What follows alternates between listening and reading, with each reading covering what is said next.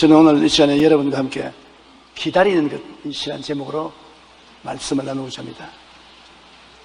제가 어릴 때 자란 우리 집은 시골 산장에 있는 진장이라는 곳입니다. 그 이름을 진장이라고 부르는 것은 구한말에 군대가 거기에 주둔했기 때문에 진장이라고, 진을 쳤던 장소라고 부릅니다. 그러므로 한 주일에 한 번씩 어머니가 진장에서 저와 동생들은 진장에 남겨두고 장보러 가십니다. 일주일 먹을 식료품을 진장에서 언양읍내까지 가서 장을 보아서 오시는데, 모처럼 장보러 가시니까 아침에 일찍 떠나가셔 저녁 늦게 돌아오는데, 우리 형제들은 어머니가 오는 것이 그렇게 그리워서 어머니를 기다렸습니다. 멀리 언양청 넘어 집으로 돌아오실 어머니를 목매어 기다립니다. 어머니는 멀리서 보아도, 그림그림만 보아도 저 우리 어머니다 대번히 알아요. 참 지금도 어머니의 걷는 그림그림 모습이 눈에 후원합니다. 그때 기다린다는 것이 얼마나 지루하고 안타까운지 몰라요. 어머니가 하마나 올까 하마나 올까, 파리만 잡고 날아다니지 어머니는 오지 아니하시고, 그러다가 어머니가 오는 모습을 바라보면 얼마나 기쁘고 즐겁든지 말로 다 할 수 없습니다. 먼 훗날 내가 목사가 되고 보니 또다시 그 기다림이 계속되게 되었습니다. 이제 어머니를 기다리는 것이 아니라 예수님을 기다리게 되는 것입니다. 하루도 아니고 이틀도 아니고 사흘도 아니고 매일같이 예수님을 기다립니다. 우리 사람들은 무엇을 기다리든지 누구를 기다리든지 기다리다가 이 땅을 지나가는 것입니다. 기다린다는 것은 우리 삶 전체를 이루는 굉장히 중요한 요소인 것입니다. 하나님은 우리들의 삶의 주인이십니다. 우리가 가는 길에 하나님이 따라오는 것이 아닙니다. 우리는 하나님을 따라가는 것이 우리 인생인 것입니다. 많은 사람이 생각하기를 내가 앞으로 나갈 때 주님께서 따라와 주십시오, 그건 잘못된 기도인 것입니다. 하나님, 내가 하나님을 쳐다보고 기다립니다. 하나님이 나를 인도하여 주시옵소서. 하나님이 가시는 곳에 우리가 따라가야 되는 것입니다. 그러므로 항상 잠잠하고 하나님을 앙망하고 기다리는 것이 우리 사람들이 해야 될 일인 것입니다. 성경에 보면은 사도 바울 선생은 굉장한 신앙인이었습니다. 그는 하나님의 은혜가 충만하고 하나님에 대한 열정이 굉장했습니다. 그러므로 바울에게는 기다리는 것이 굉장히 괴로웠습니다. 무엇이 치고 나가는 것을 좋아했었습니다. 그런데 하나님은 바울이 하나님 앞서 나가는 것을 굉장히 원치 않으셨습니다. 하나님이 성령을 통해서 못 가르칩니다. 우리가 예수 믿거나 신앙생활을 하거나 하나님 사역할 때 우리 힘으로 하지 않습니다. 성령이 언제나 함께 역사하는 것입니다. 눈에 안 보여도 성령을 숫자에 넣어야 되는 것입니다. 그런데 바울 선생이 아시아로 가는 거 자기가 계획해서 아시아로 가려고 하니까 함께 해준 성령이 허리춤을 잡고 안 돼, 못 가. 그러면 하나님 앞에 기다리는 것이 좋은데, 부르기아와 갈라디아 땅으로 다녀가 무시아 앞에 이르러 비두니아로 가고자 애쓰되 예수의 영이 허락지 아니하신지라. 아시아로 못 가니 비두니아에 가야 되겠다. 그런데 예수님의 영이 못 가게 합니다. 더 강한 의미로 성령을 예수의 영이라고 말했던 것입니다. 예수의 영이 우리와 같이 계시는데 앞서가지 말고 붙잡았습니다. 그래서 바울 선생은 무시아를 지나 드로아로 내려갔습니다.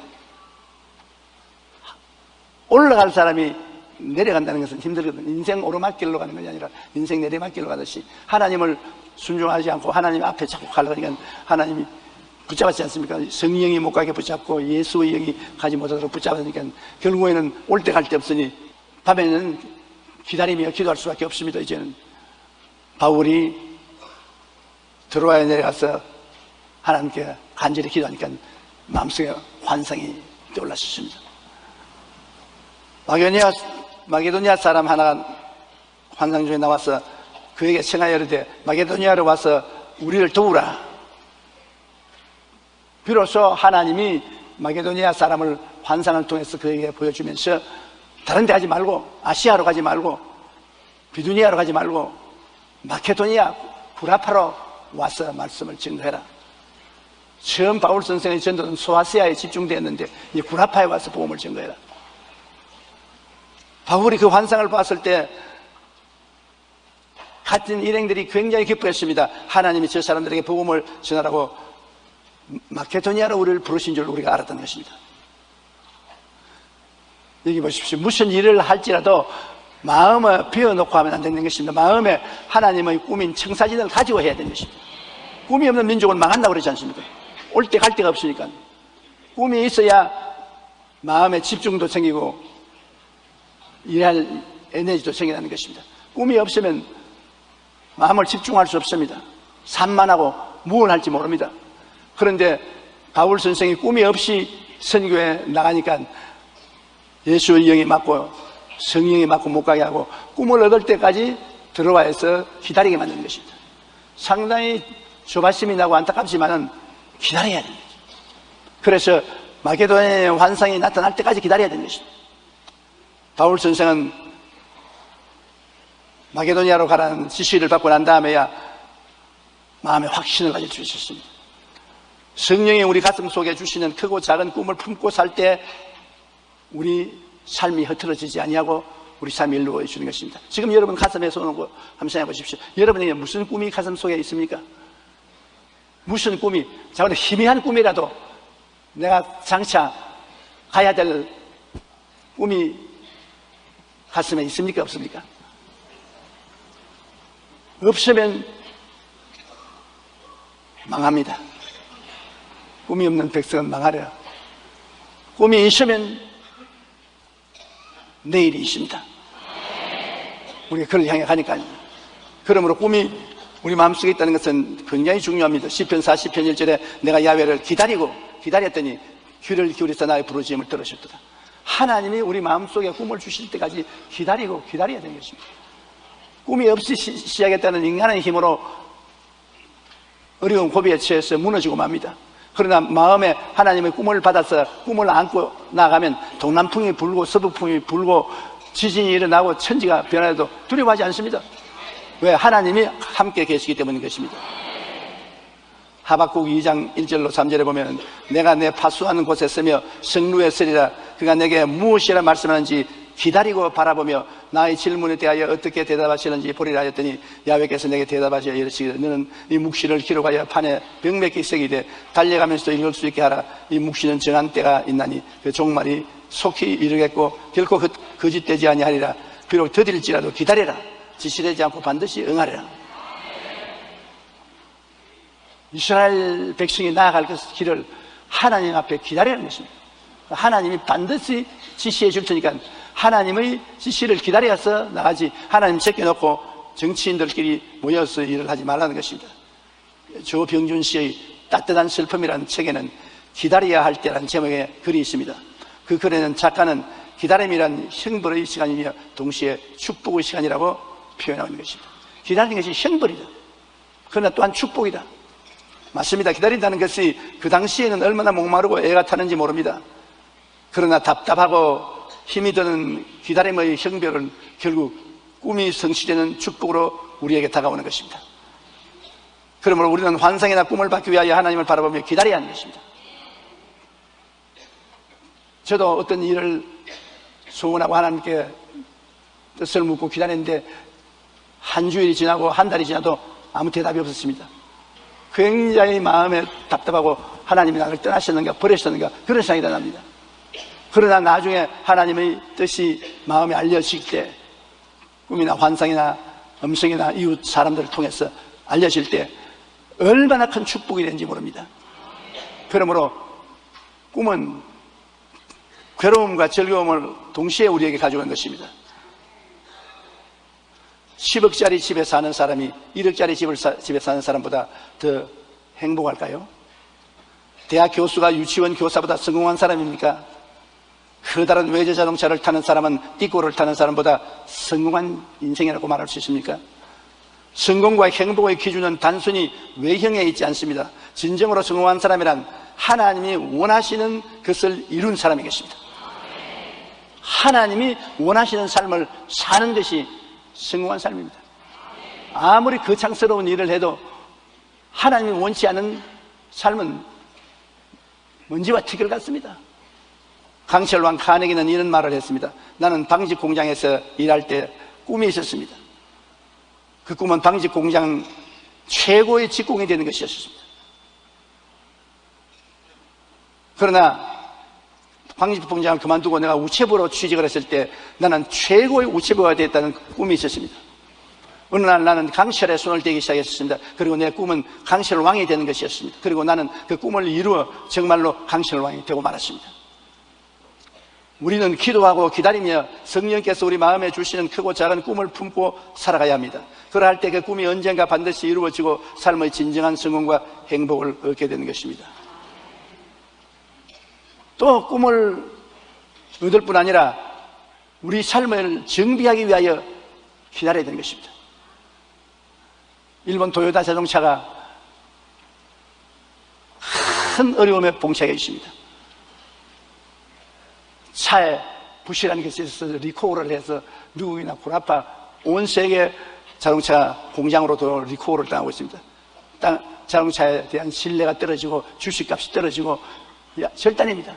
일본이라면 도요타가 상징적인데 왜 그러냐? 너무 자신만만해서 자동차 정비를 잘 못하기 때문인 것입니다.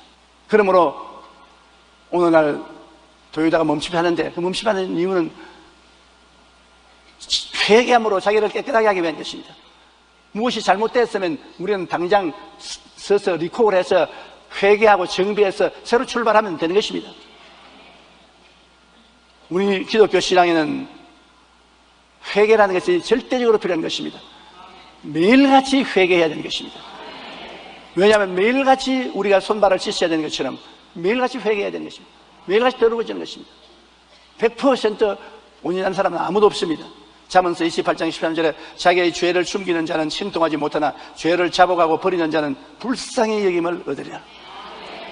죄 지어놓고도 죄를 감추우면 불쌍히 여김을 받지 않지만 죄 지어놓고 죄 지었다고 회개하고 돌아서면 불쌍히 여김을 받습니다. 나는 요사이 신문에 보고 일본의 도요타 자동차 사장이 국내외에 회개하고 미국의 청문회에도 쓰겠다고 겸손하게 나오는 거 보고 굉장히 마음에 감동했습니다. 그분은 일본의 수상과 같은 정도로 존경을 받는 사람인데 회개한단 말입니다. 그러니까 존경심이 생기지 않습니까? 그런 사람이 내가 무엇 때문에 회개해? 내가 무엇 때문에 청문회에서 그렇게 버티면 버틸 수 있지요. 그러나 그 결과는 버림당하는 것입니다. 고린도후서 7장 1절에 사랑하는 자들아 이 약속을 가진 우리는 우리 하나님을 두려워하는 가운데 거룩함을 온전히 이루어 육과 영의 온갖 더러운 것에서 자신을 깨끗하게 하자. 우리가 왜 하나님 앞에 기다리는 삶을 사느냐? 나를 깨끗하게 하기 위해서 시간이 필요합니다. 때 닦는데 시간 필요하지 않아요. 우리가 무엇인지 일사천리로 한다고 잘하는 것 아닙니다. 가다가는 기다리면서 자기를 되돌아보고 자기를 정비해야 되는 것입니다. 더구나 먼 길을 가려고 할 때는 자동차를 굉장히 정비해서 부품을 다 갈아 끼우고 출발해야 되는 것입니다. 그 정비하는 시간이 버린 시간이 아닙니다. 굉장히 중요한 시간인 것입니다. 우리 인생도 마찬가지겠습니다. 우리가 주일날 교회에 와서 하루 종일 시간을 보내는 것 낭비가 아닙니다. 와서 기다리는 것은 우리를 정비하는 시간인 것입니다.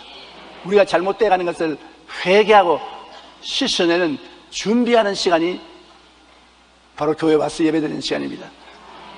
시간이 있을 때 기도원에 가서 예배드리는 것 시간 낭비같이 보이지만은 아닙니다. 자기를 정비하는 시간인 것입니다. 그렇게 하는 사람은 자기를 깨끗하게 하고 하나님의 은총을 받을 수 있는 것입니다. 또한 우리가 주님 앞에 기다리고 정비하는 것은 십자가의 오중복음, 삼중축복을 마음속에 확인해보고 가기 위한 것입니다. 우리가 어디를 가든지 내 마음속에 내가 누구라는 그 진실을 확실히 알고 어떠한 모습으로 가야 하는 것을 알아야 되는 것입니다. 자기 사진을 쳐다보고 이렇게 생겼구나. 내가 이름으로 이 길로 가야 되겠다. 확실히 마음속에 자기 자신이 누군지, 자기 존재가 어떠한 사람인지 정체성이 확실해야 되는 것입니다. 많은 사람이 예수 믿고 교회 왔다 갔다 하면서 당신 누구요? 예수 믿어요. 예수를 어떻게 믿어요? 우리 목사님이 알아요. 확실한 정체성이 없습니다. 여러분, 많은 사람이 예수 믿다고 주여 주여 부르지만 자기가 예수 그리스도를 믿어 어떠한 사람이 되는지 모르는 것은 굉장히 중요한 일입니다. 왜냐하면 교회에 와서 십자가 밑에서 십자가를 잘 보고 기다렸다면 성령께서 그 마음속에 그리스도 안에서 정체성을 보여주실 것입니다. 성경은 말씀하는 누구든지 그리스도 안에 있으면 새로운 피조물이라 이전 것은 지나갔으니 보라 새 것이 되었다. 그 내가 새 것이 된 것을 알아야죠. 옛날 내 모습대로 살아서 안 되는 것입니다. 새 것이 된 것을 다시 한번 알기 위해서는 기다려야 되는 것입니다. 우리는 십자가 앞에서 자기를 비춰보면서 예수님이 십자가의 보혈로 용서받고 의로움을 얻은 사람이다. 성결하고 성령 충만받는 사람이다. 예수님이 채찍에 맞으심으로 치료와 건강을 받은 사람이다. 나는 아브라함의 복을 받은 사람이다. 나는 부활과 영생 천국을 얻은 사람이다. 나는 이런 사람이다. 이게 나의 올바른 정체성이다. 주여, 나는 알고 깨닫습니다. 나는 이런 사람입니다. 그러므로 출발합니다. 마음속에 정체성을 확실히 알고는 두려움 없이 담대하게 출발할 수 있습니다. 자기가 누군지 모르면 담대할 수가 없지요. 자기가 누군 줄 알기 때문에 담대합니다. 여러분, 평신도라도 내가 십자가 앞에서 어떠한 사람이라는 것을 잘 정비해서 알고 있으면 어느 곳에 가서 예배를 인도해달라도 할 수 있고 부흥회를 해달라도 할 수 있고 가르치라도 할 수 있는 것은 여러분의 마음속에 예수 믿고 난 다음 어떠한 사람이 되었는지 그 내용을 알고 있기 때문인 것입니다. 예수 믿는 것이 무엇입니까? 몰라요. 성경 전체에 있어요. 성경 보세요. 물론 여기 다 있지요. 그러나 급한 사람이 지금 숨이 넘어가는데 예수를 어떻게 믿냐고 물는데 성경 읽으라 하면 어떻게 합니까? 여러분 마음속에 그리스도에 대한 확실한 믿음을 가지고 여러분 정체성을 가지고서 나가면 하나님의 은총이 끝나지 끝이지 않습니다. 그러기 위해서 자기 삶을 정비하기 위해서 기다려야 되는 것입니다. 또한 4차원의 영성을 살펴보아야 해요. 내가 그냥 믿는 것이 아니라 내 생각이 새로워지느냐, 내가 교회에 와서 내 생각이 새로워지느냐, 옛날 생각 그대로 가지고 있느냐, 성경을 읽고 오늘은 어제보다 생각이 달라지고 내일은 오늘보다 더 나아지고 그러한 생각이 달라지느냐, 내 마음속에 꿈이 새로워지느냐, 내 마음의 믿음이 자라고 있느냐, 내가 말을 긍정적이고 적극적인 말을 하는가, 자기를 살펴봐야 되는 것입니다. 무조건 하고 바쁘게 뛴다고 되는 것이 아닙니다. 시간 내어서 자기 정체성도 알아보고 또 4차원의 영성도 알아봐야 되는 것입니다. 말씀을 많이 알아도 그 말씀이 자기 생애 속에 이루어지지 않고 관계가 안 되는 것은 4차원의 영성을 모르기 때문인 것입니다. 어떻게 교제하는지 모르는 것 때문인 것입니다. 우리는 예수 그리스도와 아버지 하나님의 은혜를 생각을 통해서, 꿈을 통해서, 우리의 믿음을 통해서, 입술의 말을 통해서 서로 교통하는 것입니다. 우리가 미국 사람하고 교통하려면 영어를 해야 됩니다. 일본 사람하고 이야기하려면 일본어를 해야 돼요. 외국 사람이 한국 사람하고 이야기하려면 한국말을 해야 돼요. 요사이 텔레비전에 나가서 말하는, 한국말하는 외국 사람들 보고 내가 깜짝 놀라는 것입니다. 어떤 말은 나보다 더 잘 알아요. 문자를 쓰는데 깜짝 놀라요. 그러면 서로 말을 하기 때문에 교동이 되는데, 하늘나라 말은 무엇입니까? 사람들은 하나님의 은총을 알아도 하나님 나라 말을 못하기 때문에 대화가 안 돼서 어찌를 못해요. 하늘나라 말은 생각이 하늘나라 말입니다. 꿈이 하늘나라 말입니다. 믿음이 하늘나라 말입니다. 입술의 고백이 하나님 말입니다. 그러므로 하늘나라는 생각을 바꾸고 꿈과 환상을 바꾸고 내 믿음을 바꾸고 말을 바꾸면 내 믿음대로 될지어다. 변화가 다가올 수 있는 것입니다. 에레미야가 3장 26절에 사람이 야훼의 구원을 바라고 잠잠히 기다림이 좋도다. 그러므로 하나님의 구원의 역사가 일어나도록 하기 위해서 기다리는 시간을 갖고 마음을 정비해야 되는 것입니다. 요사이 사람들이 너무 바빠요. 밥도 바쁘게 먹고 일도 바쁘게 하고 잠도 바쁘게 자고 대화도 바쁘게 하고 죽기도 바쁘게 죽습니다. 좀 슬로우해야 돼요. 시편 123편 1절로 2절에 다윗은 이렇게 말했습니다. 하늘에 계시는 주여, 내가 눈을 들어 주께 향하나이다.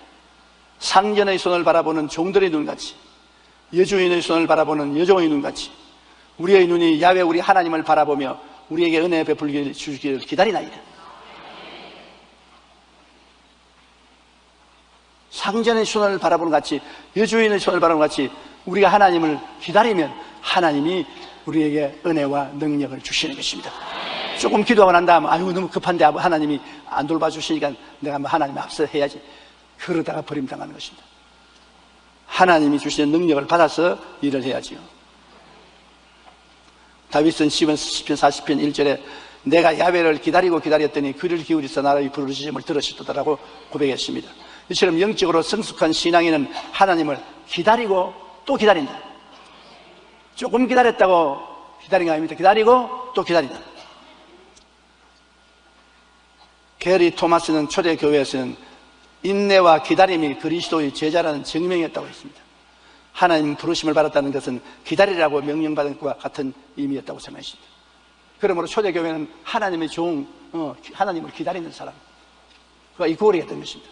하나님의 종은 하나님의 명령을 듣지 않고는 움직이지 아니하는 하나님을 기다리는 사람이 하나님의 종이었습니다. 요사이는 전부 주인이 돼서 기다리지 않고 지 마음대로 행합니다. 그게 큰일인 것입니다. 우리는 또다시 마음이 깨어져서 하나님의 음성을 들을 수 있어야 되는 것입니다. 하나님의 약속을 이루기 위해 우리가 반드시 가져야 할 자세가 기다리는 것입니다. 베드로후서 3장 9절에 주의 약속은 어떤 이들이 더디다고 생각하는 것 같이 더딘 것이 아니요 오직 하나님께서 너희를 대하여 참으사 아무도 멸망하지 아니하고 다 회개에 이르기를 원하시느니라. 우리는 너무 하나님 늦게 대답한다, 너무 늦게 응답한다지만 하나님 계획이 다 계셔요.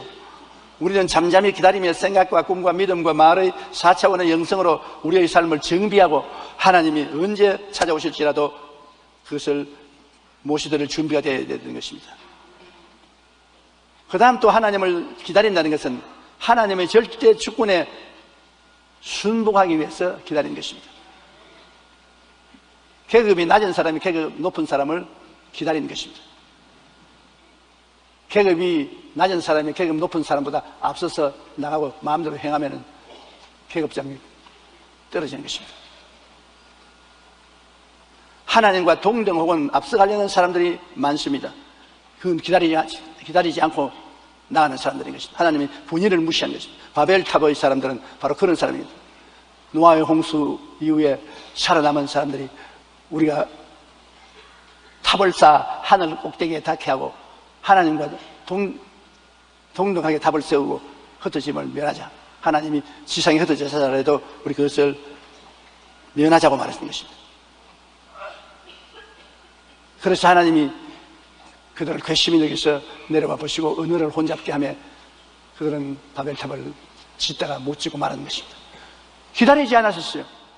노아 홍수의 후에 그들이 나아갈 때 하나님의 지시를 받고 지구에 하나님이 원하시는 곳에 흩어져 살아야 되겠는데 흩어져 살지 않고 니므로스라는 영웅이 생겨나자 그를 중심으로 해서 나라를 세우고 탑을 지어 하나님 보좌에까지 올라가게 하고 홍수가 다시 와도 움직도 안 나도 우리 사람 중심으로 살자, 그와 같은 계획을 세웠다가 망하고 마는 것입니다.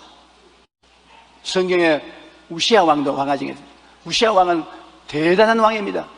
외국과 싸워 이기고 나라를 부강케 한 나라로서 금은이 풍부하고 아주 부귀한 나라가 되었습니다. 그러자 그 마음에 교만함이 들어왔습니다. 아니 내가 임금 노릇만 하고 뭐냐, 내가 제사장 노릇도 하지. 나 임금 노릇도 하고 성전에 들어가서 하나님께 제물 드리는 제사장 노릇도 다 내가 하지 뭐 다른 사람 시킬 거냐. 교만해졌습니다. 기다려서 하나님이 정하신 직분을 다해야지 하나님 원치 않는 직분을 저희가 행했습니다. 성전에 들어가서 제사장 내놓고 하나님께 향을 피워드립니다. 제사장이 놀라서 젊은 제사장들과 함께 들어가서 임금님을 붙잡아 끄집어냈습니다. 이것은 왕이 할 일이 아닙니다. 제사장이 할 일입니다. 이 하면 큰일 납니다. 그러니까 우시아가 돌아서 화를 확 내니까 즉시로 이마에 문둥병이 생겼습니다. 나병이 생기면 절대로 하나님 앞에 못 서요.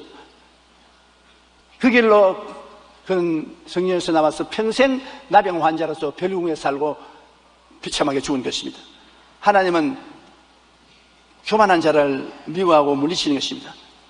교만은 패망의 선동이요 멸망의 앞잡이가 되는 것입니다. 잠언서 14장 29절에 노하기를 더디하는 자는 크게 명철하여도 마음이 조급한 자는 어리석음을 나타낸다. 전도서 5장 2절에 너는 하나님 앞에서 함부로 입을 열지 말며 급한 마음으로 말을 내지 말라. 하나님은 하늘에 계시거든 땅에 있음이니라. 그러므로 하나님 앞에 겸비하고 낮아지고 잠잠히 하나님의 인도하심을 기다려야 되는 것입니다. 마리안 안디슨은 미국의 유명한 복음 가수인 것입니다. 여러분 중에 마리안 안데슨이 부르는 노래를 들어본 적이 있습죠? 나는 들어봤는데 장로님은요? 들어보셨어요? 장로님과 나같이 노트리는 들어봤습니다. 젊은 사람들은 못 들어봤는지도 모르겠습니다.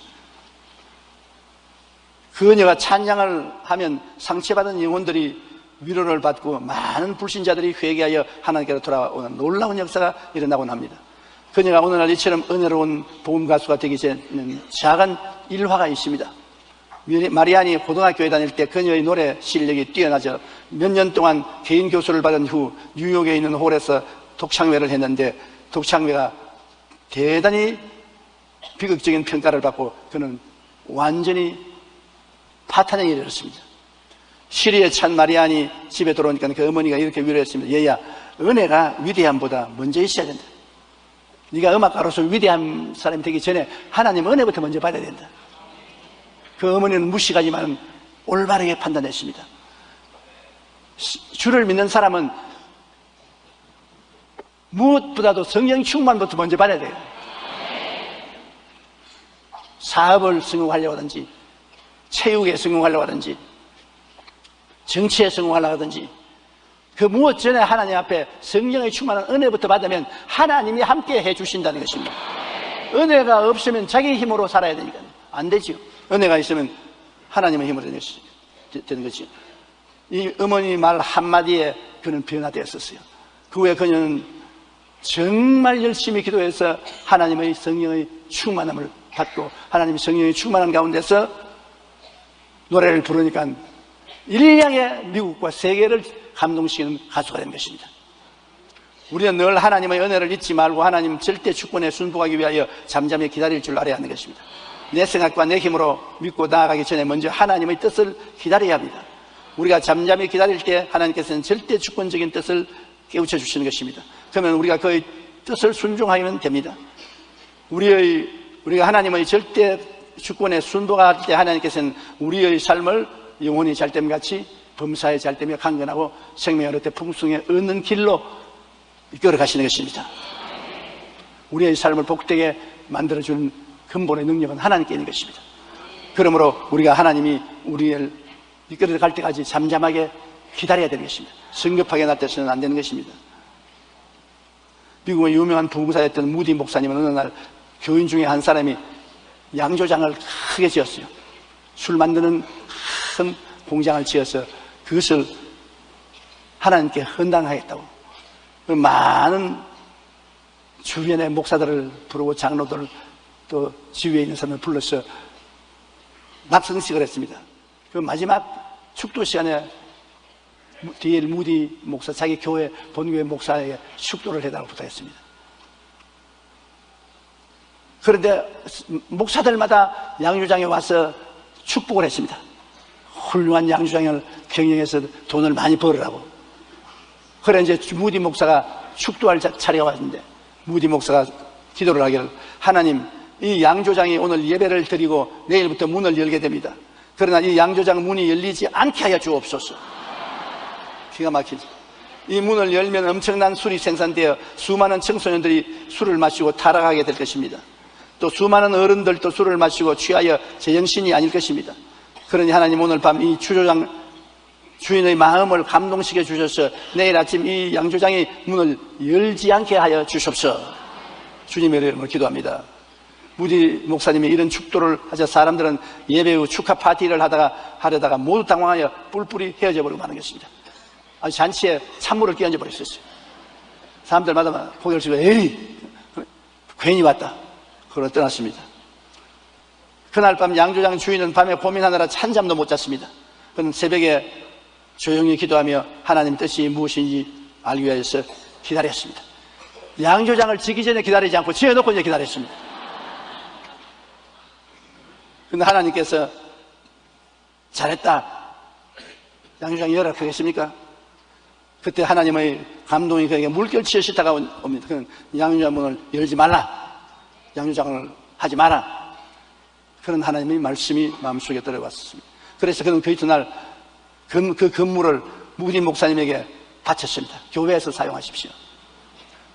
무디 목사님은 이 양조장을 무디 신학교가 되게 해서 수많은 교역자와 전도자를 배출시켰고 기독교 부흥에 큰 도움을 가져오게 된 것입니다. 세상 술을 만날 공장을 하늘나라 술 공장으로 만들게 된 것입니다. 그게 하나님 앞에 기다릴 때 그런 큰 다른 점이 다가오는 것입니다. 잠언서 16장 9절에 사람이 마음으로 자기의 길을 계획할지라도 그의 걸음을 인도하시는 이는 야훼시니라. 우리의 운명을 결정하는 것은 하나님이 하시는 것이기 때문에 먼저 하나님의 말씀을 듣고 하는 것이 좋습니다. 하나님 말씀 듣지 않고 앞서서 하면 큰 상처와 손해를 입게 되는 것입니다. 하나님이 뜻은 인간의 생각과 너무나 다릅니다. 그러면 우리는 하나님의 뜻을 알기 위해 부르짖어 기도하며 잠잠히 하나님을 바라보고 기다리는 우리들이 되어야 되는 것입니다. 급하게 시도하면 안 되는 것입니다. 그 다음 또 왜 우리가 기다려야 되냐면 믿음의 진실성을 증명하려면 기다려야 되는 것입니다. 정말 믿는 사람은 끝까지 기다려요. 정말 안 믿는 사람은 조금 기다리다가 집어치워버려요. 아브라함이 85세 아들 얻겠다고 약속하고 난 다음에 무려 15년 동안 기다려요. 95, 100살이 될 때까지 기다려요. 철저히 믿었으니까. 그렇게 안 믿었으면 중도에 포기했을 것인데, 그래서 100세 아들 이삭을 낳은 것입니다. 히브리서 6장 13절로 15절에 하나님이 아브라함에게 약속하실 때 가리켜 맹세할 자가 자기보다 더 큰 이가 없으므로 자기를 가리켜 맹세하여 이르시되 내가 반드시 너에게 복주고 복주며 너를 번성케 하고 번성케 하리라 하였더니 그가 이같이 오래 참아 약속을 받았느니라. 하나님 약속했다고 당장 안 일어난다고 낙심하지 마십시오. 오래 참는 것을 하나님 시험해 보시는 것입니다. 요셉은 무려 13년 동안 기다렸습니다. 애굽의 국무초리가 된 것을 하나님이 꿈으로 보여주었는데도 불구하고 종살이 13년에 잔뼈가 다 굵었습니다. 그 오랜 기다림 후에 하나님이 그를 애굽의 국무총리로 만들어 주신 것입니다. 얼마나 기다린 것이 안타깝고 답답하겠습니까? 시편 105편 17절로 19절에 그가 한 사람을 앞서 보내셨으며 요셉이 종으로 팔렸도다. 그의 발은 차고에 차고 그의 몸은 쇠사슬에 매였으나 곧 야훼의 말이 응할 때까지 그의 말씀이 그를 단련하였도다. 잠언 16장 9절 사람이 마음으로 자기의 길을 계획할지라도 그의 걸음을 인도하시는 야훼시니라. 하나님이 당신의 뜻을 이루기 위해서 요셉을 종살이와 죄수로 13년 동안 기다리게 하는 것입니다. 그 하나님의 말씀이 그를 연단했다고 말한 것입니다. 사람은 누구나 자신이 처한 환경에서 여러 가지 고난을 겪으며 살아갑니다. 학자들에 의하면 사람이 어려운 일을 당할 때 나타나는 반응은 6가지 형태로 구분된다고 말합니다. 고난이 다가오면 첫째 기피 또는 은둔형입니다. 어려움이 오면 도망치고 회피하려는 태도인 것입니다. 둘째는 절망 또는 자학형인 것입니다. 고난이 처할 때 스스로 절망하여 자살까지 쉽게 해버리고 맙니다. 셋째는 책임 전가형입니다. 언제나 잘못의 원인을 남의 탓으로 돌리고 자기는 책임이 없다고 말합니다. 넷째는 원망 혹은 분노형인 것입니다. 고난이 다가오면 남을 원망하고 마음에 분노가 쌓여 혈기를 부리는 태도인 것입니다. 다섯째는 전투형입니다. 어려움이 오면 무턱대고 싸우려고 들며 폭력을 행사하는 것입니다. 여섯째 성숙형입니다. 고난에 처하면 원망하거나 절망하지도 않고 분노로 공격적이 되지도 않고 고난 중에 무슨 뜻이 있을 것이라 생각하며 참고 기다리는 태도인 것입니다. 이렇게 사람은 고난을 만나면 여러 가지 다른 반응을 나타낸다고 하는 것입니다. 제일 고난당했을 때 올바른 반응을 하는 것은 하나님이 무슨 뜻이 있을 것이다. 나는 모르겠지만은 하나님이 이 고난을 내게 보낼 때는 무슨 뜻이 있을 것이니 하나님의 뜻을 기다리자. 미리 나가서 하나님 뜻을 흥크러지게 하지 말고 기다리자. 어거스틴은 고통은 누구나 동일하게 당하는 것이지만 그에 대한 결과는 그 고통을 당하는 사람의 태도에 따라 다르다고 말하는 것입니다. 하나님께로서 온 시련임으로 하나님의 뜻을 기다리려고 하는 사람은 차분하게 기다리며 고통을 받아들이고 극복합니다. 그러지 못하고 성급하게 내 힘으로 나가서 대적하다 싸움을 일으키고 상처를 입고 무서운 파괴를 당할 때 있습니다. 성경을 통해 보면 믿음의 사람으로 신앙의 모범을 보인 인물은 공통점이 모두 참고 기다림으로 승리한 사람들인 것입니다. 우리가 정말 참된 믿음은 우리 안에 가지고 있다면 어떤 상황에 이를지라도 하나님께 우리 믿음의 진실성을 증명하기 위해 끝까지 참고 기다려야 되는 것입니다. 내 힘으로 문제를 해결하려고 하지 말고 하나님의 뜻이 있어서 나를 연단하는 것이다. 그러므로 하나님의 뜻을 이룰 때까지 참고 기다리자. 그게 제일 올바른 태도입니다. 그러면 반드시 하나님이 당신의 뜻을 우리에게 보여주시는 것입니다. 우리의 삶의 모든 면에 기다림이 필요한 것입니다. 더구나 하나님을 따라가는 데는 더욱더 그러한 것입니다. 오늘 본문의 이사야 30장 18절 우리 다 같이 한번 따라 읽으십시다. 야훼께서 기다리시나니 이는 너희에게 은혜를 베풀려 하시며 일어나시리니 이는 너희를 긍휼히 여기려 하심이라. 대저 야훼는 정의의 하나님이시라. 그를 기다리는 자마다 복이 있도다. 이야, 기다린다는 것이 얼마나 좋습니까? 하나님은 우리에게 은혜를 베풀게 하려고 기다리는 것입니다. 타이밍을 맞추는 거예요. 우리를 불쌍히 여기려고 기다리시는 것이고 우리를 정의롭게 만들기 위해서 기다리신 우리 하나님이신 것입니다. 현대 문명은 빠른 속도를 강조만 합니다. 사람들은 더 빠른 기차를 타자, 더 빠른 지하철, 더 빠른 자동차, 그런 것을 선호합니다. 인터넷도 하루가 다르게 연결 속도가 빨라져 속도가 조금이라도 느리면 사람들은 기다리지 못하고 답답하여 어쩔 줄을 모릅니다. 심지어 사람들은 병도 한 번의 주사약으로 신속하게 낫기를 바라고 돈벌이도 일확천금하여 하루아침에 부자가 되기를 원합니다. 오래 참고 기다린다는 것은 시대에 뒤진 것이되어 현대인들은 도무지 고난을 참고 오래 기다려서 열매를 맺지 않으려고 합니다. 하워드 위트만은 인생은 기다리는 시간이라고 하는 것입니다. 인생 자체가 기다리는 시간이라는 것입니다.